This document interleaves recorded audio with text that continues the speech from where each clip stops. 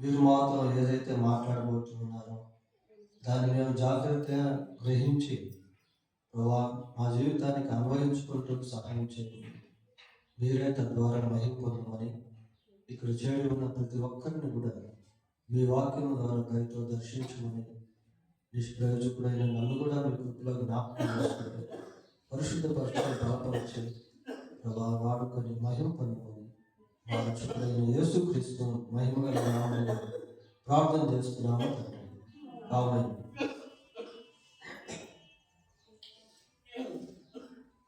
దేవుని మహాకృప చేత మనం ముగింపు ఈ సంవత్సరపు ముగింపులోకి దేవుడు మనల్ని తీసుకుని వచ్చాడు. ఈ సంవత్సరానికి ఇది చివరి ఆదివారం లేక ప్రభువు దినం. ఈరోజు మన సందేశం ఏంటి అంటే స్థితిపాటు దిద్దుబాటు అనేటువంటి సందేశాన్ని మనం ధ్యానం చేయబోతున్నాం. అప్పుడప్పుడు మనం వాహనంలో ప్రయాణం చేస్తున్నప్పుడు అక్కడక్కడ స్పీడ్ బ్రేకర్స్ అనేటువంటివి వస్తాయి. ఈ స్పీడ్ బ్రేకర్స్ వచ్చినప్పుడు మనం ఏం చేస్తామంటే మన వాహనాన్ని కొంచెం స్పీడ్ తగ్గించి తిన్నగా దాన్ని దాటి ముందుకు వెళ్తాం. కొన్నిసార్లు వాహనంలో ప్రయాణం చేస్తూ ఉన్నప్పుడు రోడ్లో సిగ్నల్స్ అనేటువంటివి పడుతూ ఉంటాయి. ట్రాఫిక్ సిగ్నల్స్ పడినప్పుడు రెడ్ లైట్ వెలిగినప్పుడు మన కారు లేక బైక్ ఎంత వేగంగా వెళ్తున్నప్పటికీ అక్కడ మాత్రం కొద్దిసేపు ఆగి తీరాల్సిందే పిల్లలు. కాబట్టి ఈ బిజీ లైఫ్లో అంటే నిర్విరామ జీవితంలో మనం చాలా వేగంగా అనేక విషయాల్లో తొందరపాట్లు కలిగి ప్రయాణం చేస్తూ ఉన్నాం. ఈ ప్రయాణ పరిధిలో మరొక నూతన సంవత్సరంలో కూడా మనం దాటిపోబోతున్నాం. అయితే నూతన సంవత్సరానికి వెళ్ళడానికి ముందు ఒకసారి కాసేపు ఆలోచించడం అనేటువంటిది చాలా ప్రాముఖ్యం పిల్లలు. కాబట్టి మనం కొంచెం ఈ 2-3 రోజులు ఇంకా 3-4 రోజుల్లో మనకు నూతన సంవత్సరంలో మనం అడుగుపెట్టబోతూ ఉన్నాం కనుక కొద్దిసేపు ఆలోచన చేస్తూ అసలు what is our life, where we are, what we are doing, మనం ఏం చేస్తూ ఉన్నాం, మన జీవితంలో మనం ఎక్కడున్నాం, ఇలాంటి విషయాలు మనం ఆలోచన చేద్దాం పిల్లలు. మరి దావీదు గురించి ఆలోచన చేసినప్పుడు దావీదు సింహాసనం మీద ఆసీనుడై ఇశ్రాయేలు ప్రజలను ఉమ్మడి రాజ్యంగా యూదా ప్రజలను ఇశ్రాయేలు ప్రజలను పరిపాలిస్తూ ఉన్నాడు. దావీదు పరిపాలించేటువంటి సమయంలో మరి అనేక మంది శత్రువులను దావీదు ఎదుర్కోవాల్సి వచ్చేది. ఇంకా చెప్పాలి అంటే కుటుంబంలో కూడా దావీదుకి శత్రువులు అనబడేటువంటి వాళ్ళు ఉండేవారు. అంత బిజీగా ఉన్నటువంటి జీవితంలో దావీదు ప్రశాంతంగా దేవుని సన్నిధికి వెళ్ళి దేవుని సన్నిధిలో సమయం గడిపినటువంటి సందర్భాలు బైబిల్లో మనం చూస్తాం. సమూయేలు 2వ గ్రంథం 7వ అధ్యాయము, సమూయేలు 2వ గ్రంథం 7వ అధ్యాయము 18-19 వచనాలు ఒకసారి చదువుదాం. దావీదు రాజు లోపల ప్రవేశించి యెహోవా సన్నిధిని కూర్చుని ఇలాగున మనవి చేశాడు. చూడండి పిల్లలు, తన బిజీ లైఫ్లో నిర్విరామ జీవిత ప్రయాణంలో దావీదు కొంచెం ఆగి దేవుని సన్నిధికి వెళ్ళాడు. వెళ్ళి ప్రశాంతంగా దేవుని సన్నిధిలో కూర్చొని దేవునితో మాట్లాడుతూ ఉన్నాడు. అటు స్వేచ్ఛను దేవుడు నేటి దినాల్లో మనకు కూడా ఇచ్చాడు పిల్లలు. వెళ్ళి దేవునితో దావీదు ఏం మాట్లాడుతున్నాడు అంటే చదవండి ఒకసారి. నా ప్రభువా యెహోవా, ఇంతగా నీవు నన్ను హెచ్చించుటకు నేను ఎంతటి వాడను, నా కుటుంబం ఏ పాటిది, ఇంత హెచ్చుగా చేసినదంతయు నీ దృష్టికి కొంచెమై. చాలు చూడండి అంటే దావీదు దేవుని సన్నిధిలో కూర్చొని ఏ ఏ విధంగా దేవుడు దావీదును హెచ్చించాడో, దావీదుకు విజయాన్ని ఇచ్చాడో, దావీదును ఉన్నత స్థాయిలోకి తీసుకుని వెళ్ళాడో అన్న విషయాలు ఆలోచిస్తూ దేవుడితో మాట్లాడుతూ ఉన్నాడు పిల్లలు. చూడండి, ఈ రోజుల్లో మనం దేవుని యొక్క ఆశీర్వాదాన్ని అనుభవిస్తూ ఉన్నాం, కానీ ఆ ఆశీర్వాదానికి మూలకారకుడు దేవుడు అన్న సత్యాన్ని కొన్నిసార్లు మనం మర్చిపోయే వారంగా ఉన్నాం.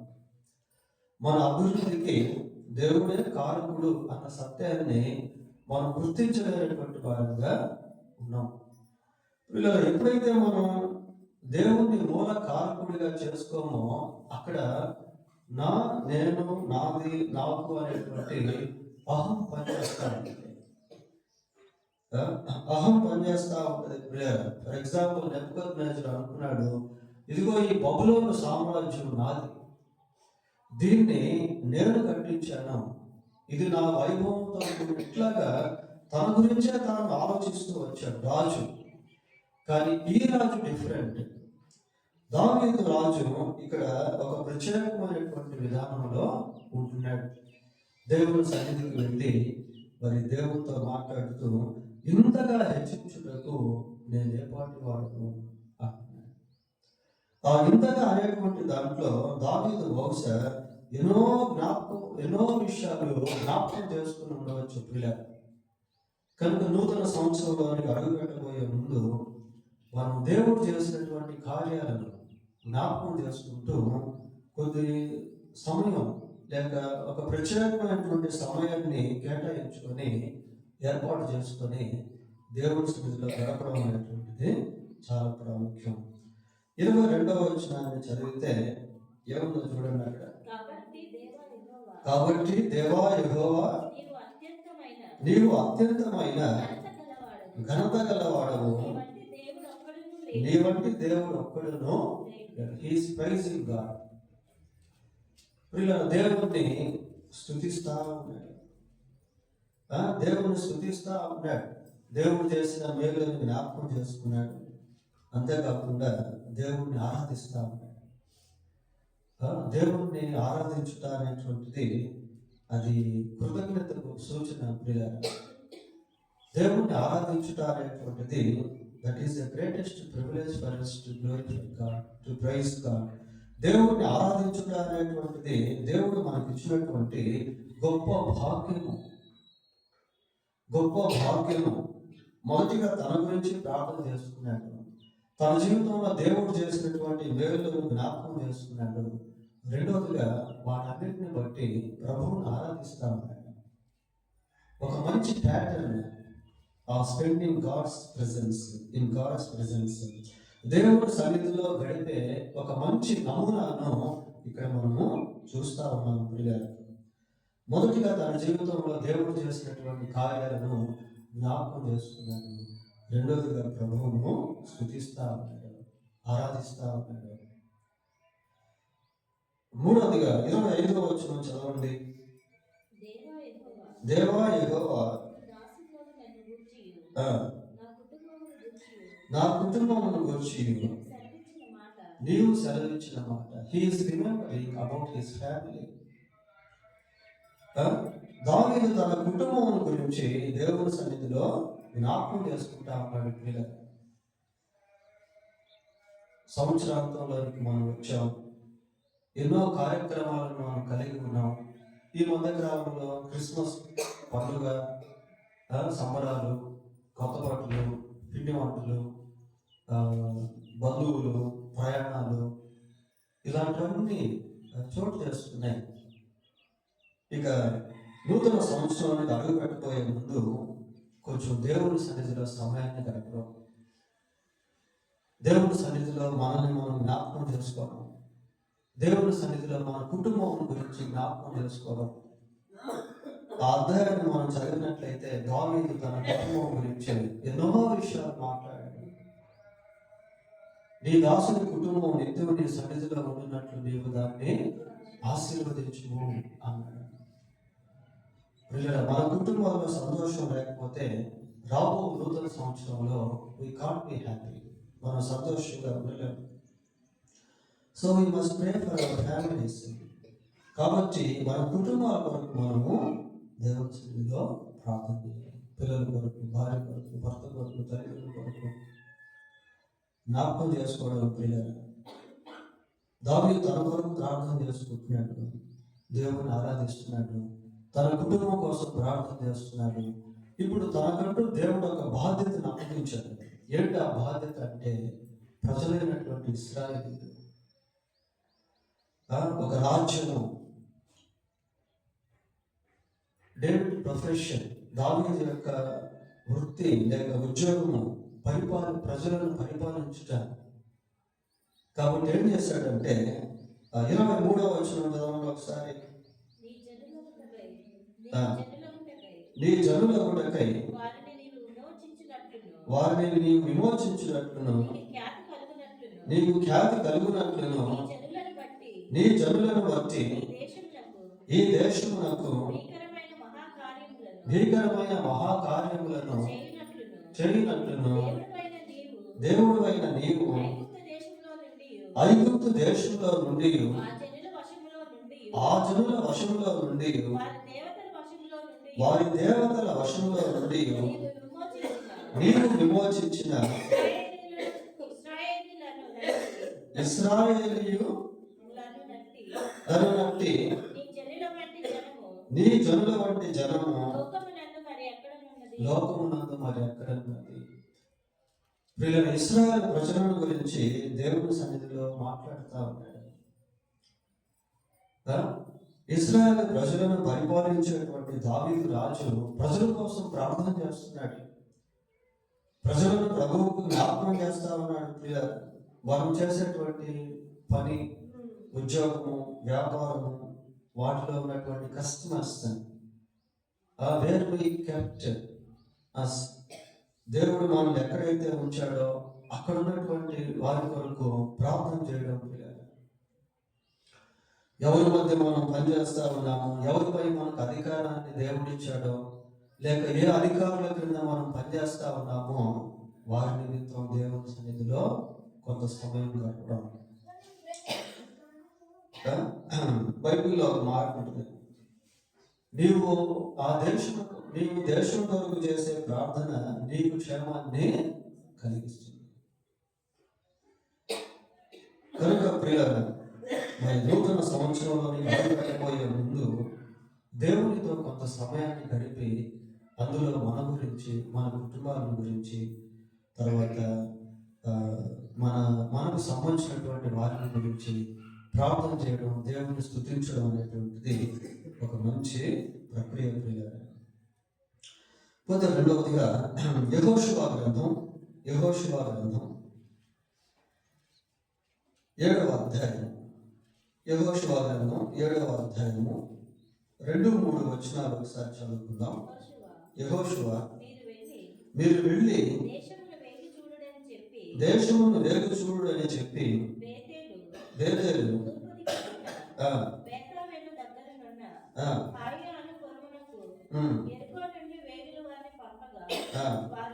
వారు వెళ్ళి హాయి పురమును వేగు చూచి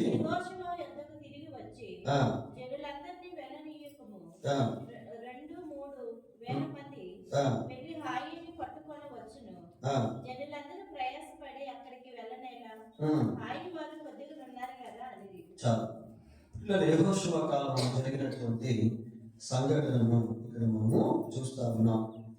యెహోషువ తన ప్రజలైనటువంటి ఇశ్రాయేలుతో కలిసి ప్రయాణం చేస్తా ఉన్నాడు. వాడు ప్రయాణం చేసేటువంటి సమయంలో ఎంతో మంది శత్రువులను దాటుకొని వారు వెళ్ళవలసి ఉంది. యెహోషువ ఎన్నో యుద్ధాలు అనేటువంటివి చేశాడు. పిల్లలు ఆ కోవలో ఇక్కడ హాయి పట్టణం గురించి చదువుకుంటా ఉన్నాం. హాయి అనేటువంటి పట్టణంలో ప్రజలు చాలా తక్కువ మంది నివసించేవాళ్ళు.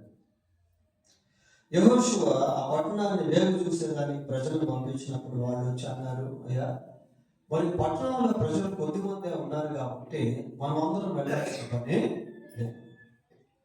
ఒక 2-3 వేల మంది వెళ్తే చాలు, మనం సునాయాసంగా వాళ్ళని ఓడించవచ్చు లేక గెలవచ్చు అని చెప్పారు. కాబట్టి యెహోషువ మరి కొద్దిమంది ప్రజలను వారి మధ్యకు పంపించాడు. చూడండి 4వ వచనం చదువుదాం. కాబట్టి కాబట్టి జనులలో ఇంచుమించు 3,000 మంది అక్కడికి వెళ్ళింది కానీ వారు హాయి వారి ఎదుట నిలువలేకపోయేది. అప్పుడు హాయవారు ఆ, వారిలో 36 మనుషులను ఆ, హతము చేసిరి. ఆ, మరియు ఉమ్, తమ గవిని యొద్ద నుండి ఆ, చేబారీము వరకు ఆ, వారిని తరిమి ఆ, పోరాదులో వారిని హతము చేసిరి. ఆ. కాబట్టి కాబట్టి జనుల గుండెలు కరిగి నీరైపోయేను. నీరైపోయెను. జనుల గుండెలు కరిగి నీరైపోయేను. వెళ్ళినటువంటి వారు హతులయ్యారు. అంటే సునాయాసంగా సులభంగా జయించాల్సినటువంటి శత్రువులు వీరిని జయించారు. వీరు హతమార్చడానికి అక్కడికి వెళితే వీళ్ళు హతులయ్యారు. అటువంటి సమయంలో వాస్తవంగా యెహోషువ ఏం చేయాలంటే 3,000 మందిని పంపిస్తే ఈ విధంగా అయింది కాబట్టి ఈసారి ఎక్కువ మందిని పంపిస్తాను అనుకోవాలి. 5,000 మందిని పంపిస్తాను లేక 10,000. అంటే యెహోషువ దగ్గర సైన్యం చాలా బలమైనటువంటి సైన్యం ఉంది. లక్షల కొలది ప్రజలు, ఇశ్రాయేలు ప్రజలు ఉన్నారు. కాబట్టి ముక్కుముడిగా ఆ ప్రాంతానికి వెళితే వాళ్ళని చిత్తుగా ఓడించవచ్చు. అయితే he did not take a rapid decision to affect the people, to invade people. ఆ ప్రజల పైన దండెత్తేదానికి యెహోషువ వెంటనే తీర్మానం చేసుకోవట్లేదు. మంచి బలశాలి యుద్ధవీరుడు, సైనిక బలం కలిగినటువంటి వాళ్ళు, ఆయుధ సంపత్తి ఉన్నటువంటి వాళ్ళు. కానీ యెహోషువ ఏం చేశాడు తెలుసా? వెంటనే చూడండి ఒకసారి 6వ వచనం. యెహోషువ తన బట్టలు చింపుకొని ఇశ్రాయేలీయుల పెద్దలను ఆ, సాయంకాలం వరకు ఆ, యెహోవా మందసము ఎదుట ఆ, నేల మీద ముఖములు మోపుకొని ఆ, తమ తలల మీద ధూళి పోసుకొనుచును. ఉమ్, అయ్యో ఆ, ప్రభువా యెహోవా, ఆ. మమ్మల్ని నశింపజేయనట్లు. చాలు. దేవుడితో మాట్లాడుతున్నాడు పిల్లలు. అక్కడ ఆగిపోయాడు. ఆగి కొద్దిసేపు ఆలోచించాడు. Why we were defeated by enemies. శత్రువుల చేతిలో మనం ఎందుకు ఓడిపోయాం? What is the reason of our failure? మన వైఫల్యానికి కారణం ఏంటి అని ఆలోచించసాగాడు. యుద్ధవీరుడే తొందరపడలేదు ప్రియ. ఇక్కడ మనం ఒక విషయం గమనించాలి. ఏంటంటే ఒకవేళ మళ్ళీ యెహోషువ 3,000 మందిని పంపిస్తే మనోళ్ళు హతులైపోయారు, ఈసారి 10,000 మందిని పంపిస్తాను అని 10,000 మందిని పంపించుంటే ఏమంటే చెప్పండి, మళ్ళీ కూడా ఓడిపోయారు. ఎందుకు అంటే వారి విజయానికి శాపం అడ్డం వస్తూ ఉంది. ఆ శాపాన్ని తొలగిస్తే తప్ప వాళ్ళకు విజయం మీద విజయం ఉండదు. శత్రువుల మీద విజయం ఉండదు. 13వ వచనం ఒకసారి చదవండి. నీవు లేచి జనులను పరిశుద్ధపరిచి వారితో ఇలాగ చెప్పుము, రేపటికి మిమ్మల్ని మీరు పరిశుద్ధపరచుకోండి. ఇశ్రాయేలీయులారా, మీ మధ్య శాపగ్రస్తమైనది ఒకటి కలదు. మీరు దానిని మీ మధ్య ఉండకుండా నిర్మూలన చేయు వరకు మీ శత్రువుల ఎదుట మీరు నిలవలేరు. చూడండి, God has revealed the reason of their failure. వారి ఓటమికి కారణం ఏంటో దేవుడు బయలుపరిచాడు. ఆ శాపం అనేటువంటిది తీసుకునేంత వరకు, తీసివేసేంత వరకు వాళ్ళకి శత్రువుల పైన విజయం ఉండదు. 10,000 మంది కాదు కదా, 1,00,000 మంది వెళ్ళినా కూడా వీళ్ళే ఓడిపోతారు. కొన్నిసార్లు మనకు కొన్ని ఎందుకు ఫెయిల్ అవుతున్నాయో కనబడవు. మనం ఎన్నో ప్రయత్నాలు చేస్తాం. We turned every stone to approach the victory. అన్ని రకాల ప్రయత్నాలు చేస్తాం, కానీ ఓడిపోతూ ఉంటాం. ఏది తలపెట్టినా ఫెయిల్ అయిపోతూ ఉంటుంది.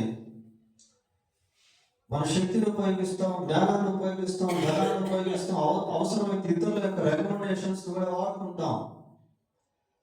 కానీ శాపం అనేటువంటిది అక్కడ ఉన్నంత వరకు విజయం అనేటువంటిది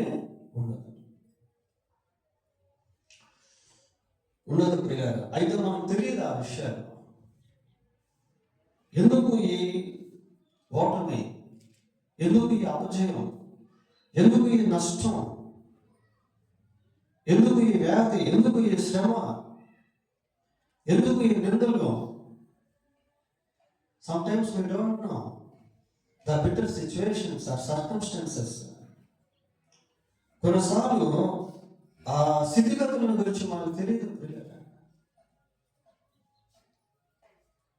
but we pray God will reveal. అయితే మనం ప్రార్థన చేస్తే దేవుడు బయలుపరుస్తాడు. ఇక్కడ యెహోషువ యుద్ధం వీరుడే, కానీ తొందరపడి మళ్ళీ యుద్ధానికి వెళ్ళట్లేదు. ఆగిపోయాడు, ఆలోచిస్తున్నాడు, ప్రార్థన చేస్తున్నాడు. దేవుడి సన్నిధిలో హృదయాన్ని విప్పి చించుకొని, బట్టలు చింపుకొని, తను తాను తగ్గించుకొని, ఇశ్రాయేలు ప్రజల యొక్క పెద్దలు దేవుడి సన్నిధిలో మొరపెడుతూ ఉంటే దేవుడు మాట్లాడాడు.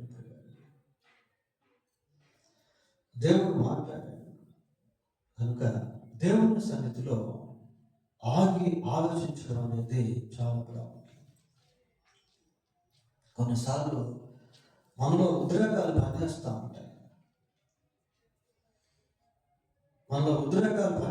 ఉంటాయి. ప్రియుడు సంసోను చాలా బలవంతుడు. ఫిలిష్తీయులను చిత్తుగా ఓడించినటువంటి వాడు. సంసోను గెలవగలిగినటువంటి శత్రువు ఎవరు లేరు. కానీ సంసోను పాపంలో పడిపోయిన తర్వాత he became a weak instead of being a strong. బలవంతుడిగా ఉండాల్సినటువంటి వ్యక్తి బలహీనుడైపోయాడు. ఫిలిష్తీయులు సర్దారులు వచ్చారు, సంసోను పట్టుకుని బంధిస్తే సంసోను తేరుకొని ఎప్పటిలాగా మళ్ళీ విరజిమ్మాలని ప్రయత్నం చేశాడు. ఎప్పటిలాగా విరజిమ్మాలని ప్రయత్నం చేశాడు ప్రియారా. కానీ అప్పుడున్నటువంటి శక్తి ఇప్పుడు లేదు. ఎందుకు అంటే బలహీనత సంసోనులోనికి ప్రవేశించి బలవంతుడైనటువంటి సంసోనుని బలహీనుడిగా మార్చేసింది. కాబట్టి he was caught by enemies. శత్రువుల చేతికి అప్పగించబడ్డాడు. కొన్నిసార్లు మన జీవితంలో కూడా మన బలంతో ఏదో సాధించాలనుకుంటాం. మన జ్ఞానంతో, మనకున్నటువంటి తెలివితేటలతో, మనకున్నటువంటి నైపుణ్యాలతో మనం సాధించగలం అనుకుంటాం. But we need to receive the power of God. We need to the strength of God. We need to the guidance of God. దేవుని యొక్క నడిపింపు మనకు చాలా అవసరం. యెహోషువ ఇశ్రాయేలు పెద్దలు ప్రార్థన చేసినప్పుడు, ఉపవాసం ఉన్నప్పుడు, కన్నీరు కార్చినప్పుడు దేవుడు వారికి ఆ శాపగ్రస్తమైనటువంటిది ఏదో బయలుపరిచాడు. దాన్ని వాళ్ళు సరి చేసుకున్నారు. వారి మధ్య నుంచి దాన్ని తొలగించి వేశారు. కొన్నిసార్లు శాపగ్రస్తమైనటువంటి వస్తువులు, శాపగ్రస్తమైనటువంటి ధనము, మోసం చేసి సంపాదించినటువంటి ద్రవ్యము, it is not a blessing for us. అది మనకు ఆశీర్వాదకరంగా ఉండలేదు.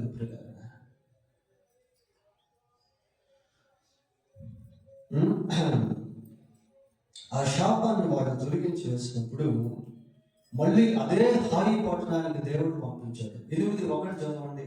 8:1 మరియు యెహోవా యెహోషువతో ఇట్లా నేను భయపడుకుడి, జడియకుడి, యుద్ధ సన్నద్ధులైన వారిని అందరినీ తోడుకొని హాయి పెరిగి పొమ్ము. హాయి మీదకు పొమ్ము, చూడుము, చూడుము, నేను హాయి రాజును, నేను హాయి రాజును, అతని జనులను, అతని జనులను, అతని పట్టణమును, అతని పట్టణమును, అతని దేశమును అతని దేశమును నీ చేతికి నీ చేతికి అప్పగించుచున్నాను. అప్పగించుచున్నాను. దేవుడు అప్పగిస్తే ఇక అపజయం అనేది ఉండదు ప్రియులారా. దేవుడు ద్వారం తెరిస్తే దాన్ని మూయగలిగిన వాళ్ళు ఎవరు లేరు. దేవుడు కార్యం చేస్తే దాన్ని తిప్పగలవారు ఎవరు లేరు. ఎవరు లేరు ప్రియులారా.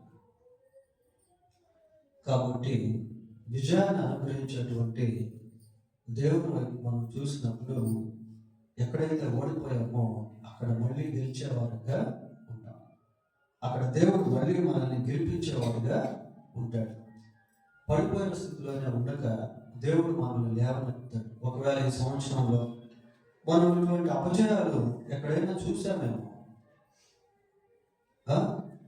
ఎక్కడైనా అనుభవించామేమో, అయితే ఈ ముగింపులో లేక ఈ సంవత్సరం ముగింపులో కొంచెం ప్రశాంతంగా దేవుడి సన్నిధిలో కూర్చొని ప్రభు సన్నిధిలో ప్రార్థన చేయడం. నా జీవితంలో ప్రతి సంవత్సరం కూడా ఈ ముగింపు మాసం వచ్చినప్పుడు, డిసెంబర్ మాసం వచ్చినప్పుడు అన్నీ ఒకసారి మళ్ళీ జనవరి నుంచి డిసెంబర్ వరకు ఉన్నటువంటి అనుభవాలన్నీ ఒకసారి జ్ఞాపకం చేసి ఫస్ట్ ప్రార్థన చేస్తాను. ప్రార్థన చేసి ఆ సంవత్సరంలో ఉన్నటువంటి అనుభవాలన్నింటినీ జ్ఞాపకం చేసుకొని ఆర్టికల్ రాసుకుంటాను.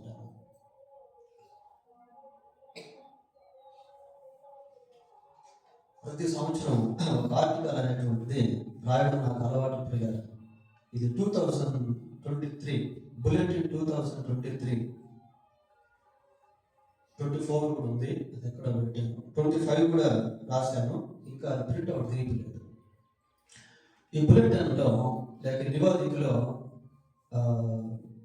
మొదటిగా సంఘం గురించి రాశాను. సంఘం అనగానే సంఘంలో ఎటువంటి కార్యక్రమాలు, ఉద్యోగులు ఎలా జరిగాయి, లెటర్ డేస్ ఎలా జరిగాయి, ఎటువంటి వర్తమానాలను దేవుడు ఇచ్చాడు, బీపీఎస్ ఎలా జరిగింది, క్రిస్మస్ వేడుకలు ఎలా జరిగాయి, సంఘంలో నూతన వ్యక్తులు ఎంతమంది చేర్చబడ్డారు, ఎంతమంది బాప్తీసాలు తీసుకున్నారు, గృహదర్శనాలు ఎలా ఉన్నాయి, బైబిల్ స్టడీలో దేన్ని పూర్తి చేశాం, ఇట్లా అనేక విషయాలు జ్ఞాపకం చేసుకొని ఆ సంవత్సరానికి సంబంధించిన విషయాలు రాస్తాను. ఆ తర్వాత నెక్స్ట్ కుటుంబ జీవితం గురించి, మా కుటుంబంలో దేవుడు ఎటువంటి కార్యాలు చేస్తాడు, ఎటువంటి పరిస్థితులు ఎదురని, అవి అనుకూలమైన ప్రతికూలమైన, ఎటువంటి ఆశీర్వాదాలు మేము అనుభవించాం, ఎటువంటి స్వస్థతలు మేము అనుభవించాం, మా ప్రయాణంలో దేవుడు ఏ విధంగా క్షేమాన్ని ఇచ్చాడు అనేది కుటుంబం గురించి ఒక భాగం రాస్తాను. తర్వాత మా కుటుంబాలను గురించి రాస్తాను. తర్వాత వ్యక్తిగత జీవితం గురించి రాసుకుంటాను.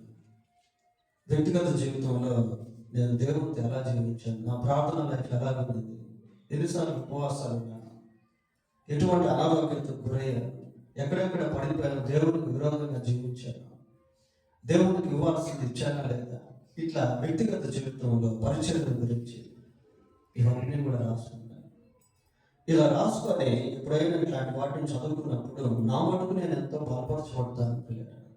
మీరు కూడా ఈ పని చేయండి. నిజంగా ఈ విధంగా మనం రాసుకున్నప్పుడు ఎలా ఉంటుంది అంటే ఏదో తెలియనటువంటి ఒక సంతృప్తి, ఇంకేదైనా మార్చుకోవాల్సి ఉంటే మార్చుకోవడం, నేర్చుకోవాల్సి ఉంటే నేర్చుకోవడం, ఇలాంటివి జరుగుతాయి.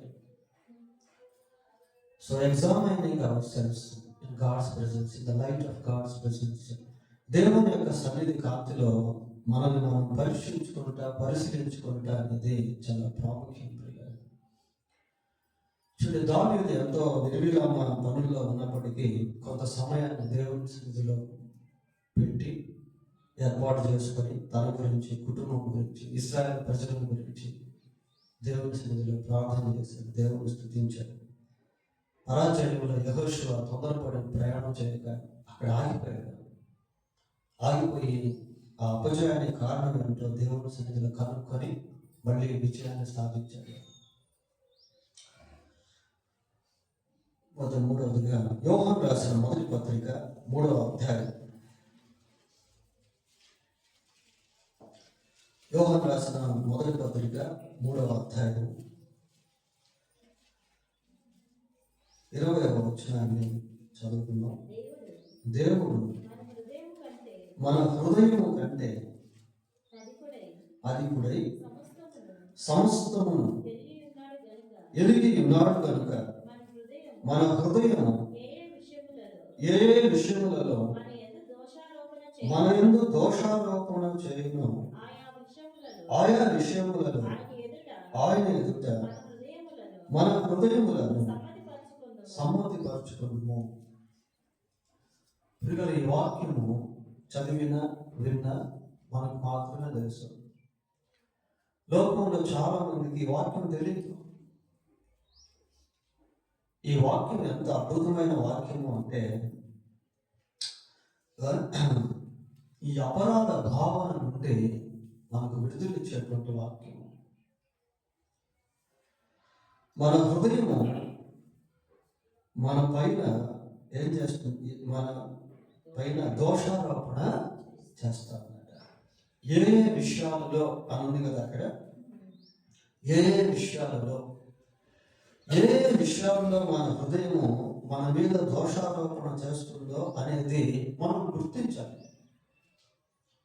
ఇలా గుర్తించాలి అంటే మనం ఈ బిజీ లైఫ్లో సెల్ ఫోన్ చూసుకుంటూ, సీరియల్స్ చూసుకుంటూ, సినిమాలు చూసుకుంటూ, వాట్సాప్ చూసుకుంటూ, ఇన్స్టాగ్రామ్స్ చూసుకుంటూ, ఫేస్బుక్ చూసుకుంటూ ఉంటే ఇది మనకు వర్తించదు.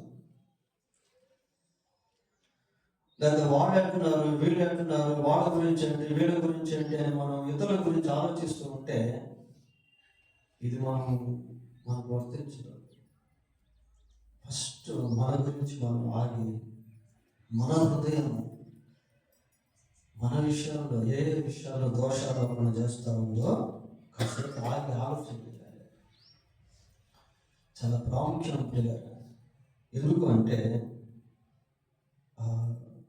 మనం ఎలాగ జీవిస్తున్నామో, ఎలాగ మాట్లాడుతున్నామో, ఎలాగ ప్రవర్తిస్తున్నామో, ఎక్కడెక్కడికి మనం వెళ్తున్నామో, దేన్ని ఏ విధంగా సంపాదిస్తున్నామో, ఏ విధంగా దేని కొరకు ఖర్చు పెడుతున్నామో, ఇవన్నీ కూడా మన మనస్సాక్షికి బాగా తెలుస్తుంది.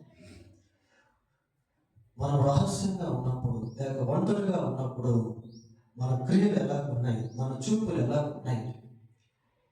కొన్నిసార్లు ఉద్రేకం వచ్చినప్పుడు మన నోటి మాటలు ఎలా ఉన్నాయి, ఎలాగ మనం హద్దు మీద మాట్లాడుతూ ఉన్నాం, మన నాలుకను ఏ విధంగా వాడుతున్నాం, మన కళ్ళను, మన శరీరాన్ని ఏ విధంగా వాడుతున్నాం, మనకున్నటువంటి అలవాట్లు ఎలాంటివి, మనం ఎవరితో స్నేహం చేస్తూ ఉన్నాం, ఇవన్నీ పరిశీలించుకున్నప్పుడు మన గురించి మనమే సాక్షించుకునేవారంగా ఉంటాం. మనకు మనమే సాక్షులం ప్రియులారా.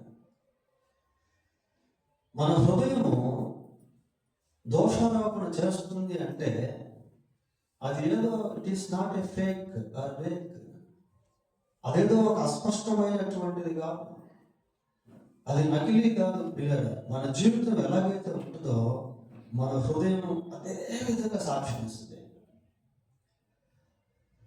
అదే విధంగా సాక్షిస్తుంది. దోషారోపణ ఎవరో కాదు, మన హృదయమే మన మీద చేస్తూ ఉంటుంది. అయితే ఒక మంచి మాట ఇక్కడ మనం చదువుతా ఉన్నాం.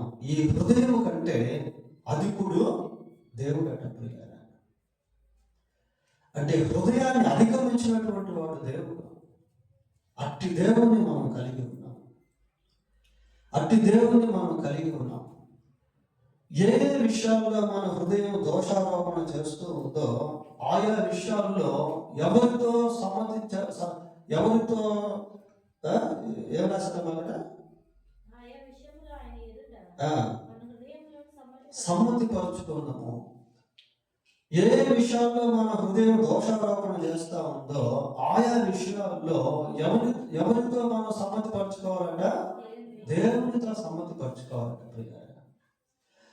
ఎందుకు అంటే దేవునితో మనం ఎప్పుడైతే సమ్మతిపరుచుకుంటామో అప్పుడు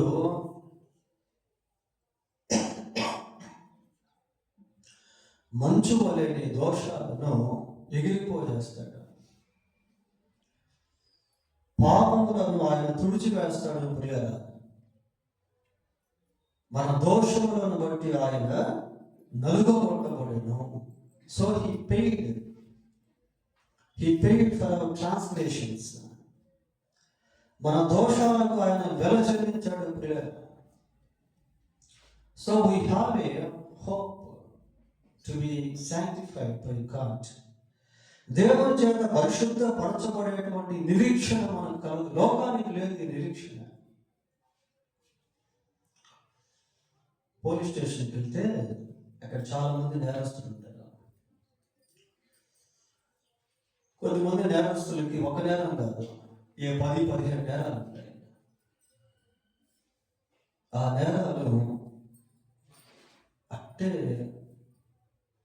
మిగిలిపోయి ఆ నేరస్తుని గురించి అది జ్ఞాపకం చేస్తూ ఉంటాయి. ఈ వ్యక్తి పలానా పాపం చేశాడు, పలానా తప్పు చేశాడు, పలానా దోషం చేశాడు, పలానా నేరం చేశాడు కానీ దేవునితో హృదయాన్ని సమ్మతిపరుచుకుంటే గాడ్ విల్ వైప్ అవే. దేవుడు ఆ దోషములన్నింటినీ కూడా తుడిచేస్తాడు. యేసు రక్తము ప్రతి పాపము నుండి మనలను పవిత్రంగా చేస్తుంది.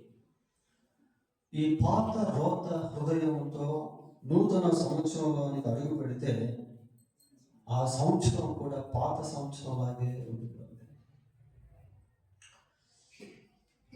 Before entering another new year, we have to correct our heart, our conscience.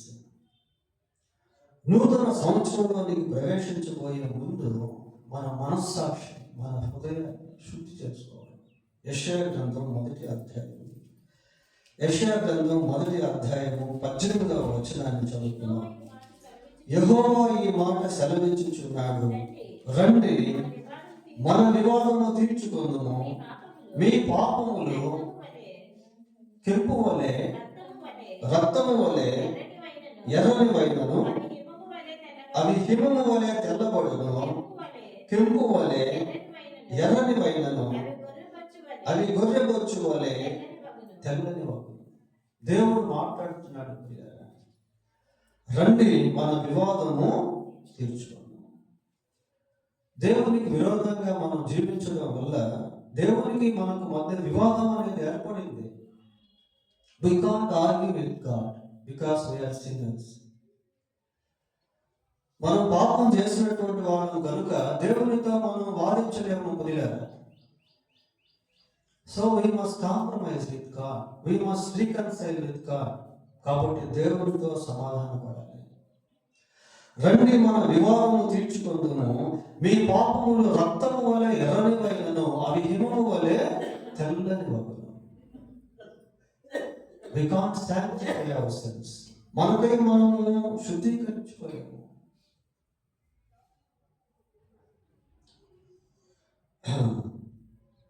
మీ పాపములు రక్తము వలె ఎర్రనివైనను, అవి హిమము వలె తెల్లని వగును.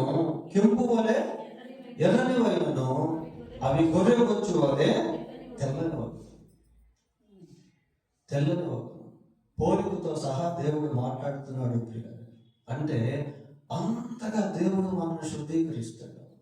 నిన్ను పరిశుద్ధపరిచి యెహోవాను నేనే. దేవుడు మనల్ని పరిశుద్ధపరిస్తే ఆ గిల్టీనెస్ అనేటువంటిది మనకి ఉండదు. అపరాధ భావన అనేటువంటిది మనకు ఉండదు. మన హృదయం మళ్ళీ మన మీద నేరారోపణ చేయలేదు. యేసు రక్తము అపరాధములను కడిగి మనల్ని పవిత్రపరుస్తుంది, మనల్ని శుద్ధీకరిస్తుంది. ప్రియులారా, మన మనస్సాక్షిని పవిత్రమైనటువంటి యేసుక్రీస్తు యొక్క రక్తము కడిగి మనల్ని శుద్ధులుగా చేస్తుంది. ఇది చాలా ఇంపార్టెంట్ పిల్లలు. చూడండి, న్యూ ఇయర్ ఇంకా 3-4 రోజుల్లో రాబోతుంది కదా. మరి అందరూ ఆ న్యూ ఇయర్లో ప్రవేశిస్తారనేది గ్యారంటీ లేదు పిల్లలు. అది దేవుని దయా సంకల్పం. ఏదైనప్పటికీ ఈ శుద్ధీకరణ అనేటువంటిది చాలా ప్రాముఖ్యం. వాక్యము శుద్ధీకరణ అనేటువంటిది జరగకపోతే నూతన సంవత్సరం కూడా పాత సంవత్సరం లాగే ఉండిపోతే, పాత తిత్తులలో క్రొత్త ద్రాక్షారసము పోస్తే తిత్తులు పాడైపోతాయంటే ప్రియులారా. పోతే నాలుగవదిగా రాజుల మొదటి గ్రంథం ఆగి ఆలోచించుట అనే అంశాన్ని, లేక సిద్ధపాటు దిద్దుబాటు అనే అంశాన్ని మనం పరిశీలిస్తాము. రాజుల మొదటి గ్రంథం 19వ అధ్యాయము 4వ వచనం. తాను ఒక దిన ప్రయాణము అరణ్యంలోనికి పోయి ఒక బదిలీ వృక్షం కింద కూర్చుండి మరణాపేక్ష గలవాడే యెహోవా, నా పితరుల కంటే నేను ఎక్కువ వాడను కాను, ఇంత మటుకు చాలును, నా ప్రాణము తీసుకొని మన ప్రార్థన చేసింది. ఎవరి వ్యక్తి? ఏలియా. ఏలియా అనగానే గుండెల్లో రైలు పరిగెత్తే ఆ దినాల్లో కొద్ది మందికి రాజులు సైతము ఏలియా వస్తున్నాడంటే భయపడేవాడు. అలాంటి ఏలియా ఒక స్త్రీకి భయపడి మరణాపేక్ష గలవాడై చనిపోలేదు, ఆ స్త్రీకి అప్పగించబడలేదు, కానీ అరణ్యంలోనికి వెళ్ళిపోయాడు. పిల్లలు అరణ్యంలోనికి వెళ్ళిపోయాడు. ఎందుకు అంటే దేవుడితో మాట్లాడేదానికి, తన భయాన్ని, తన పరిస్థితిని దేవుడికి తెలియజేసుకునేదానికి, తన కలవరాన్ని, తన ఆందోళనను, తన నిరుత్సాహాన్ని దేవునికి తెలియజేసుకునేదానికి మరణాపేక్ష గలవాడై, he has the desire of death. కొన్నిసార్లు అప్పుడప్పుడు మనము న్యూస్లో చూస్తూ ఉంటాం, ఏలియాతో కంపేర్ చేయట్లేదు, కానీ కొన్నిసార్లు కొద్దిమంది హత్య చేస్తూ మానభంగాలు చేస్తూ దొరికిపోయేటువంటి సమయంలో ఏం చేస్తారంటే, ఇప్పుడు నేను మీద దొరికితే ఖచ్చితంగా ప్రజలు నన్ను చంపేస్తారు అని ఎవరికి దొరకకుండా వాళ్ళు వెళ్ళి ఆత్మహత్య చేసుకున్న వాళ్ళు ఉన్నారు పిల్లరా. దొరికితే అంటే ప్రజలు నన్ను చంపేస్తారు, నేను దొరకకుండా దాక్కోలేను, కాబట్టి death is better than life అనుకొని వాళ్ళకే వాళ్ళు వెళ్ళి ఆత్మహత్యలు చేసుకొని చనిపోతారు. అలాంటి కేసులు ఎన్నో ఉన్నాయి. కానీ ఇక్కడ ఏలియాకి మరణాపేక్ష ఉంది, కానీ he did not commit suicide, ఆత్మహత్య చేసుకోవట్లేదు. ఒక యెజబెల్ స్త్రీ ఏలియాని భయపిస్తా ఉంది పిల్లలు. మరణాపేక్ష కలిగి ఉన్నాడు, కానీ ఆత్మహత్య అయితే చేసుకోవట్లేదు. కొద్దిమంది పరిస్థితులు భిన్నంగా మారితే, భరించలేనటువంటి రోగాలు వస్తే, ఎవరో ఏదో మాటని అవమానపరిస్తే, లేక ఏదో ఒక వ్యాపారంలో ఏదో ఒక కార్యక్రమం నిర్వహించి ఫెయిల్ అయిపోతే, లేక పరీక్షల్లో ఫెయిల్ అయితే, ప్రేమలో విఫలమైతే వెంటనే ఆత్మహత్యలు చేసుకుంటారు. అక్కడ కూడా ఆగి ఆలోచించాలి. ఎందుకు అంటే అన్ని పరిస్థితులను కూడా తన స్వాధీనంలో ఉంచుకోగలిగిన సార్వభౌమ అధికారం కలిగినటువంటి దేవుడు అప్పుడు ఉన్నాడు.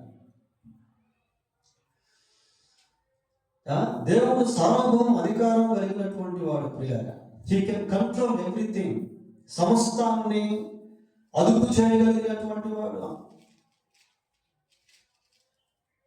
అటువంటి దేవుని దగ్గరికి ఒంటరిగా వెళ్ళిపోతున్నాడు ఏలియా. ఆగి ఆలోచిస్తా ఉన్నాడు ప్రియులారా.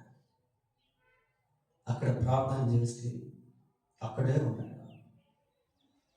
దేవుని దూత వచ్చాడు, ఏలియాను బలపరిచాడు, ఏలియాను ధైర్యపరిచాడు, ఏలియాను పని అప్పగించాడు, ఏలియాను పరిచయంలో వాడుకున్నాడు.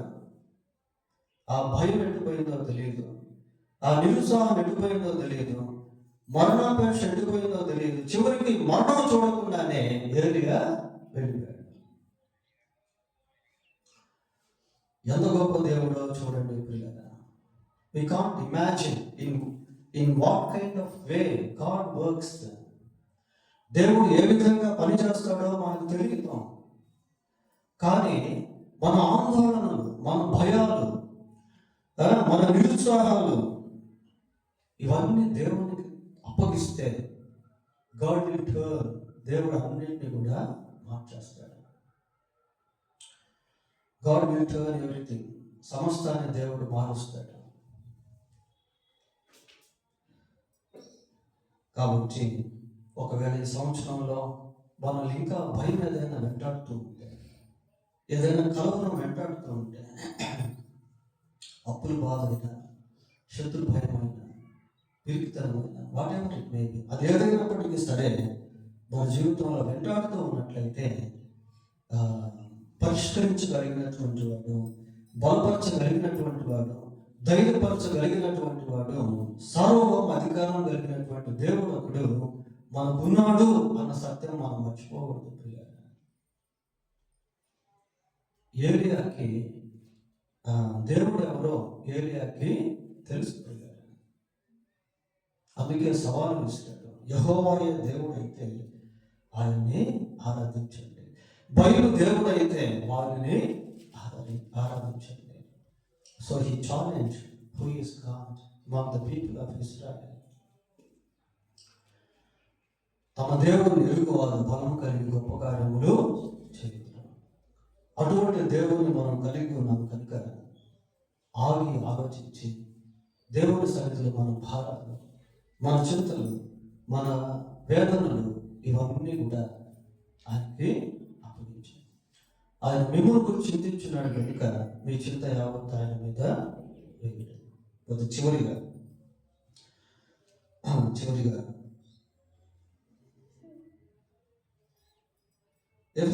పేతురు రాసిన మొదటి పత్రిక 4వ అధ్యాయం.